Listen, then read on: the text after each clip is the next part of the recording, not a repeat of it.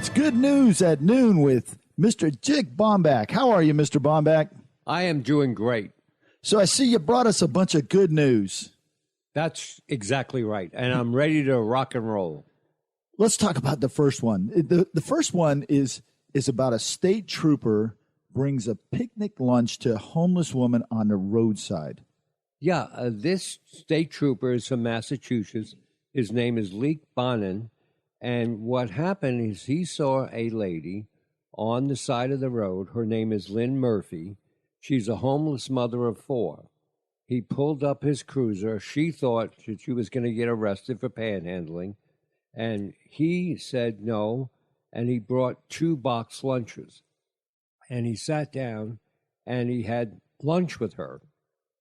Now, what he didn't know is somebody rode by, took a picture, put it on Facebook, and he has been honored by the Massachusetts State Police. That is just incredible. You know, I this is good news at noon, but you know, we have to talk about this because this is in Massachusetts, and I don't know if you saw the news over the weekend what happened in Massachusetts with a state trooper up there. Exactly. It was terrible. I mean, he all he did was make a roadside stop. He could have been stopping the guy to give a box lunch, and his life was taken. Yeah, no. And this is a case of somebody who said, I want to help out. And the Massachusetts State Police just don't know how to thank the man. It's something. And, you know, we really need to be conscious about our police officers. They do have a hard job. And, you know, what gets reported in the news is just the bad stuff about what is happening. And if you look at all of the things that happen with police officers, all of the interactions, and you have 1 or 2 bad apples out of all of those interactions. Well, and as you know, Jeff, that's why we bring the good news every week to say to people, hey, there is good things happening, even with police officers. Yep, and this is a good one. So the next one you have is about a cat survives a raging wildfire by hiding in a kitchen stove. Now, first off, I got to ask, how did the cat get into the stove? Well, what happened is this is up in Fort McMurray, up in Canada, and it was that raging forest fire. Oh, yeah, that was a bad one. Well, the family took off, and they grabbed the dog, and they got out of the house. The cat didn't get out, but what happened is the stove fell over when the fire hit the house. I guess you'd call it the entryway to the stove opened up. He jumped in there. Then the stove fell on the ground, locking him inside. Oh, wow. The firefighters came to check on the house, which was totally destroyed, pushed the stove up, and he comes out. Thank you very much. Yeah, it's like a jack in a box, but it's a cat in a box. And this family is forever grateful for the firefighters, and they still can't believe to this day that the cat saved its lone life.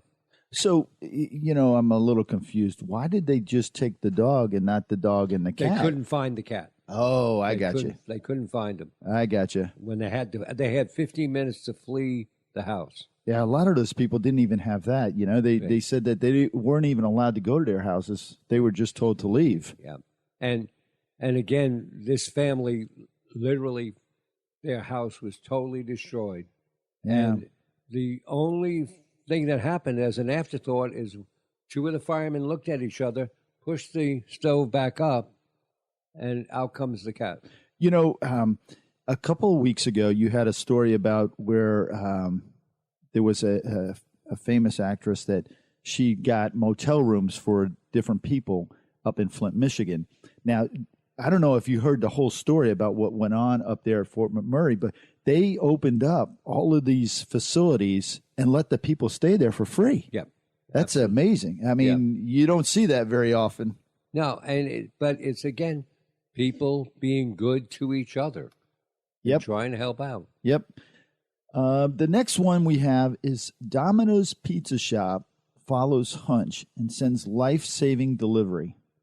Yeah, this is in Salem, Oregon, and there's this gentleman who named Kirk Alexander who orders pizza every day without fail. Every day? Every day orders pizza for dinner. Does he get a discount on this? They know him, but what happened, 2 weeks went by, he had no orders. And so the manager of the store asked one of the delivery guys to stop by the house. He heard the TV on, saw lights on, but nobody answered. So he called 911. Wow. The gentleman was on the floor in a medical situation, and basically Domino's saved this gentleman's life.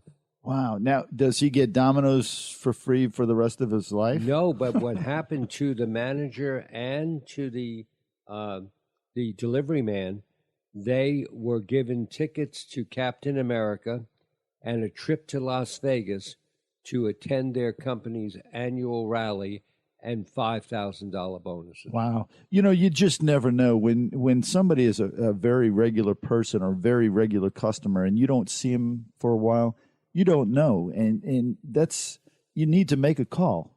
Yeah. And here was somebody who said, yeah, this doesn't make sense because he's every day. Now, do you order pizza every day from Pizza Hut? No, I don't. I really don't. But I do make a call to some people every day, and I think if those people didn't hear from me, they probably That's very true. Probably would come looking. Yep. You know, this next one is a favorite of mine because I think anytime a person does what this mayor did, it shows a lot of character and a lot about their leadership ability. And what he did was this mayor cuts his own pay by 50% to balance the budget. Yeah, and this happened in Niles, Ohio. And the gentleman's name is Tom Shemeka, and he gave up $34,000 to help reduce the city's deficit. But what happened by his action is all of the city council members decided to do the same thing. Wow. You don't hear about that. No, you don't. And what we do hear about all this other political stuff. Yeah, you just don't hear about people cutting their own salaries in order to help make budgets match. You hear about them wanting to raise their salaries. Exactly. Oh, yeah. But you don't hear about them wanting to cut it so that they can help people. So that's it, what we have this week on the good news. What do you got coming up for next week for us? Well, one story that is really good is about 2 Oregon girls that lifted a 3,000-pound tractor off their dad. Oh, don't tell us anymore. That sounds like that's going to be a really good one. Yes, sir. I mean, we just keep trying to give people good news, right, Jeff? That's right. And this has been Good News with Dick Baumbach.